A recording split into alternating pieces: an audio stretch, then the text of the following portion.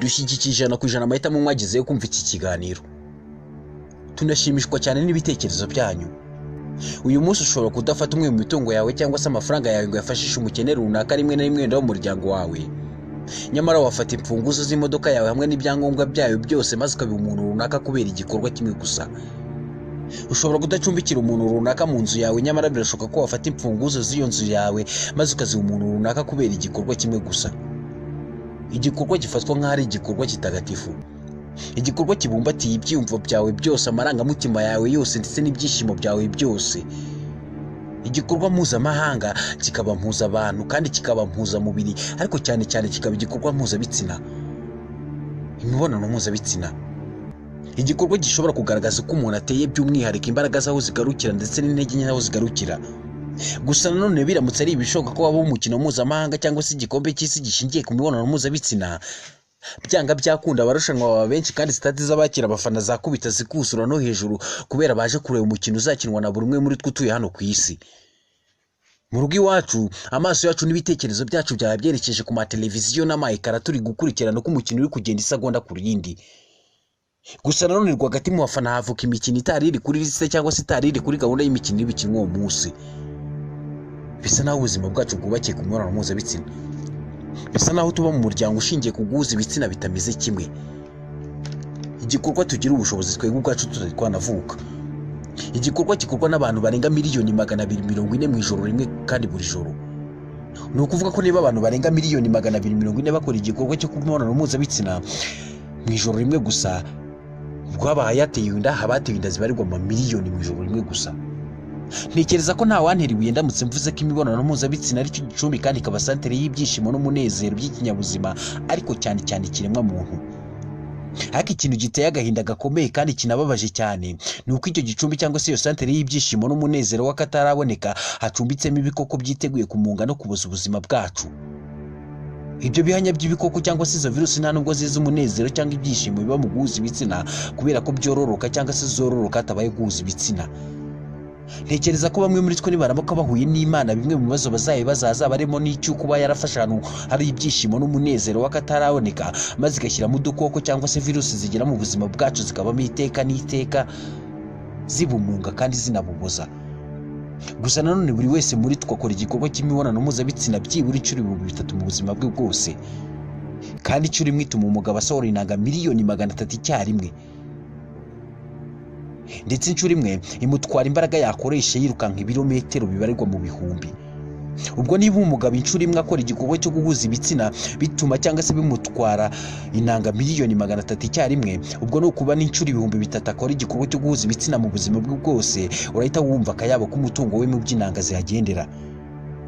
Gusa nanone nta mpungenge biteye cyane kubera ko umugabo muzima mu isegonda rimwe abakoze inanga 500. Ku munota umwe gusa abakoze inanga 90,000. Mu minota 10 gusa abakoze inanga 900. Kuva nanjye iki kiganiro kugeza aka kanya, bamwe muri twe tumaze gukora inanga 500,000. Ndaza gusoza iki kiganiro bamwe muri twe tumaze gukora inanga 1,5 miliyoni. Muri rusange umugabo muzima akora inanga 525 mu buzima bwe bwose. Ariko ubundi ni iki kidutera cyangwa se gituma duhurumbira gukora igikorwa cy'imibonano mpuzabitsina? Ninde ntwari yavumbuye bwa mbere ko guhuza ibitsina hagati y'ibitsina bitameze kimwe, ni ukuvuga hagati y'umugabo n'umugore, ko habamo umunezero n'ibyishimo biruta ibindi byishimo umuntu agira mu buzima bwe? Kuki duhora dushaka cyangwa twifuza gukora imibonano mpuzabitsina nyamara bidutwara cyangwa se bituma dusohora umutungo wacu w'inanga miliyoni 300 icyarimwe kandi inshuro imwe? Kuki bamwe muri twe twabaswe cyangwa twabaye imbata z'iki gikorwa? Kuki wamaze kubatwa nabyo yakwemera agashyiraho cyangwa se agasheta umutungo we, yashaka agasigara ari umutindi ariko akagera kuri iyo ngingo? Reka tuvuge ku ngingo y'igikorwa cy'imibonano mpuzabitsina, ingingo iryoheye amatwi kuyumva. Umuti uvura indwara kandi ukaba isoko y'ubuzima bwiza. Kugira ngo nkore iki kiganiro nifashishije igitabo cyitwa Sex for Dummies cya Dr. Roth. Nifashishije ikiganiro cya BBC cyitwa Crossing Continent. Ikaze mu isi y'ibyishimo n'umunezero bishingiye ku guhuza ibitsina. Ni ikiganiro cyitwa bimenye mutegurirwa nanjye Bernard Kimwe mukiza. Ikiganiro wajyamo uruhare ukora subscribe, share, like na comment. Mbahaye ikaze muri iki kiganiro.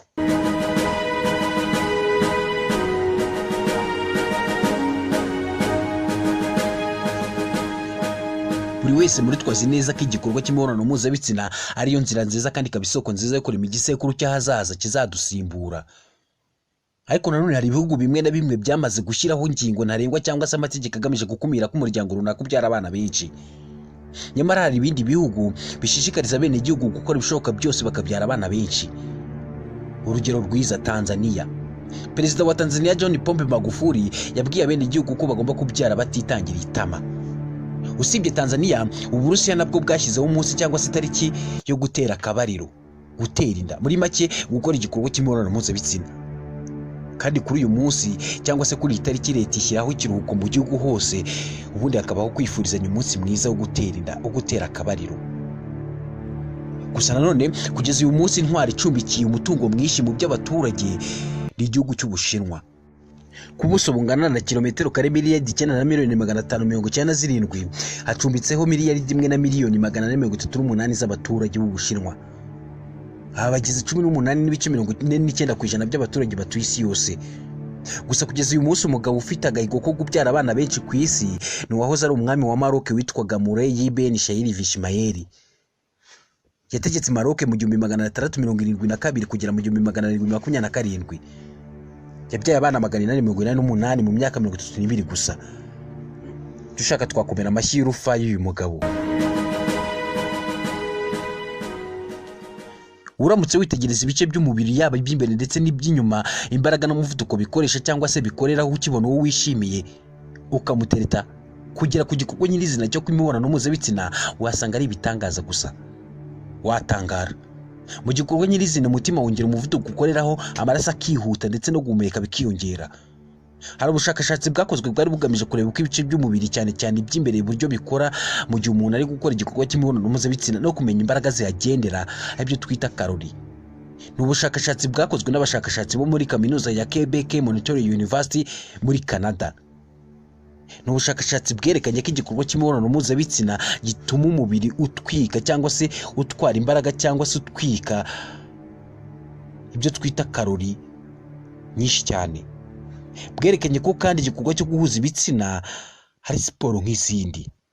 Uyu ni Anthony Carlis, ni umwe muri abo bashakashatsi kandi akaba umwarimu muri kaminuza ya Quebec Monetary University muri Canada. Ibyavuye muri ubu bushakashatsi ni uko twabonye ko umugabo atwika karori 101 naho umugore agatwika karori 70 mu guhuza ibitsina.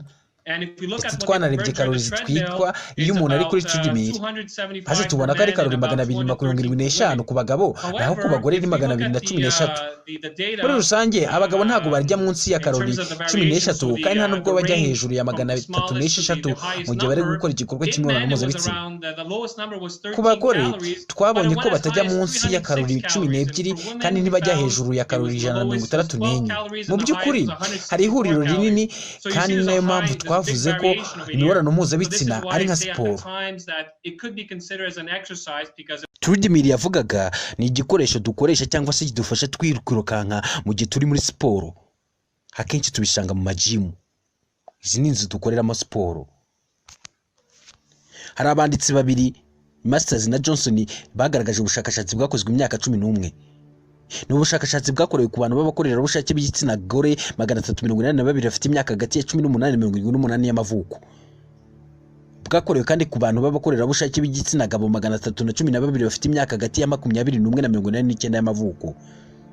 Icyavuye muri ubwo bushakashatsi nuko bwerekanye ko igikorwa cy'imibonano mpuzabitsina gitwara imbaraga z'akayabo cyangwa se ibyo twita karori 250. Bwerekanye ko iyo hari gukorwa igikorwa cy'imibonano mpuzabitsina, bimwe mu bice by'umubiri byongera umuvuduko bikoreraho ku kigero cyo hejuru. Usibye iziminduka zibera mu mubiri wacu, nta munsi batatubwira ko imibonano mpuzabitsina idakingiye hagati y'uwo mutashakanye atari myiza na gato kubera ko ishobora kugukurira ibyago byinshi. Ariko nyamara mu ijoro rimwe abantu barenga miliyoni 240 bakora igikorwa cyo guhuza ibitsina, abenshi ntibaba banikingiye. Aha ni mu ijoro rimwe gusa, ntago abarimo ku manywa. Gukora igikorwa cyo guhuza ibitsina bwa mbere bisa naho uvumbuye cyangwa se ugeze ku byo abantu benshi bari baragukinze, bari baraguhishe. Bisa naho ubuvumbuye cyangwa se ubonye igicumbi cy'umugishimo n'umunezero. Umusemburo witwa dopamine uravuburwa mu mubiri yo gukora igikorwa cy'imibonano mpuzabitsina kandi ukakumvisha ko ari byiza kuzongera kubikora. Naho umusemburo wa oestrogene wo utuma intanga zikura kandi ukongera ubushake bwo gukora imibonano mpuzabitsina ku gitsina gabo. Iyo dopamine ni umusemburo ugira imbata, ni umusemburo w'akamenyero. Gukora igikorwa cy'imibonano mpuzabitsina rimwe, kabiri, gatatu tayari buri gusatira no kujya mu mubare w'abagizwe imbata n'iki gikorwa. Gusa niba waragizwe imbata cyangwa se kolonike n'iki gikorwa cyangwa se igikorwa runaka, uzamenye ko nyirabayazana ari umusemburo wa dopamine.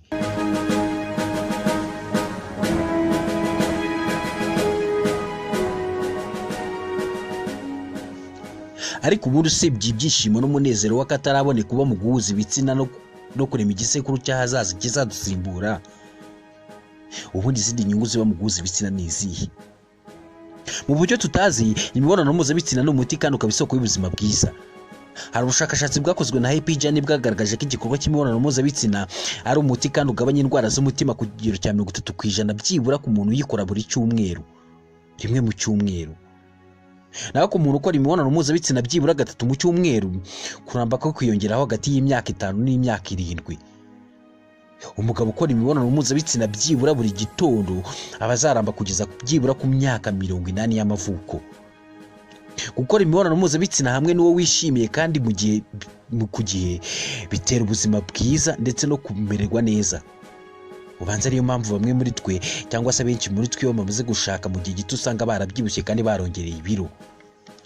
Gukora imibonano mpuzabitsina bitera cyangwa se bigabanya umunaniro cyangwa se stress, gusinzira neza, kandi wifashwamo n'umusemburo wa oxytocin na prolactine. Oxytocin ni umusemburo uvuburwa mu bwonko bwa buri umwe muri twe hano ku isi. Uvuburwa n'agace kitwa hypothalamus. Aka ni agace kaba mu bwonko kameze nk'igeri cyangwa se ishaza, ariko katapima 1% by'uburemere bw'ubwonko. Oxytocin uyu ni umusemburo utuma tugira amarangamutima y'urukundo no gukunda. Muri make ni umusemburo w'urukundo.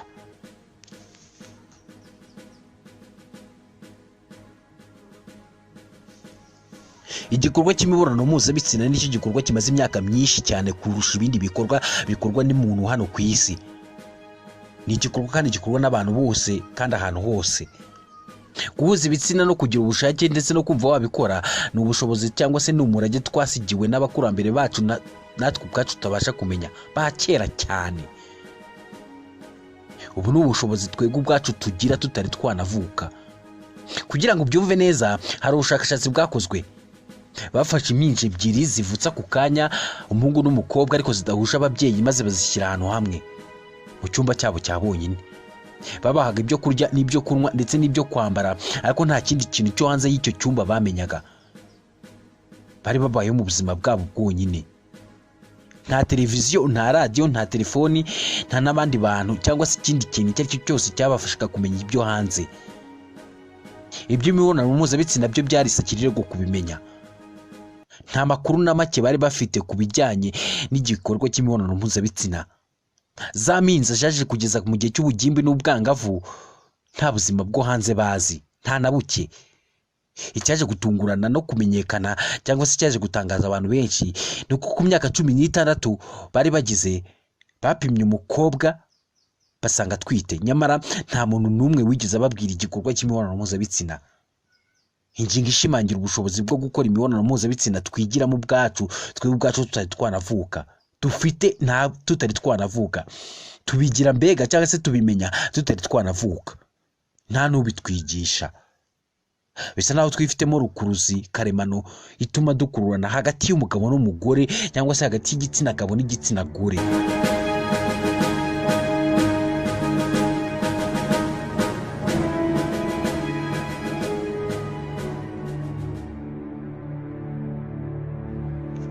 Mu buryo tudashaka kuvugaho cyangwa se tudashaka kugaragaza cyane, yaba utarakora imibonano mpuzabitsina, yaba wabikoze, yaba ubikora buri munsi, yaba ubikora buri joro, yaba ubikora buri gitondo cyangwa se ubikora rimwe na rimwe, twese dufite ibibazo cyangwa se amatsiko duhora twibaza kuri iki gikorwa. Nta n'umwe udafite amatsiko. Hari inyota y'ubumenyi duhora dushaka kumenyaho. Bamwe muri twe twibaza niba iki gikorwa cy'imibonano mpuzabitsina gikorwa kimwe ahantu hose. Twibaza cyane niba uko bitugendekera cyangwa se ko bitumerera ari nako bigendekera abandi. Benshi muri twe twabajije ababyeyi bacu cyane cyangwa se twahoraga twibaza aho umwana aturuka iyo ari kuvuka. Benshi muri twe twarabeshywe tubwirwa ko aturuka mu mukondo. Bisa naho imibonano mpuzabitsina ari isoko y'ibibazo duhora twibaza cyangwa se duhora dutekerezaho kuva tukimenye ubwenge kugeza dushaje cyangwa se dupfuye. Ariko se ubundi ibibazo n'amatsiko dufite kuri iyi ngingo bisashira bigenze gute? Ninde mu by'ukuri uzaduha ubumenyi kuri iyi ngingo? Nanjye iki ikiganiro cyitwa bimenye mutegurirwa nanjye Bernard Kimwe mukiza. Ni ikiganiro wagiramo uruhare ukora share, ukora subscribe, utera na comment. Kandi ni ikiganiro wagiramo uruhare muri comment wandikaho ingingo twazaganiraho mu butaha. Mukomeze mugubwe neza, ndabashimiye.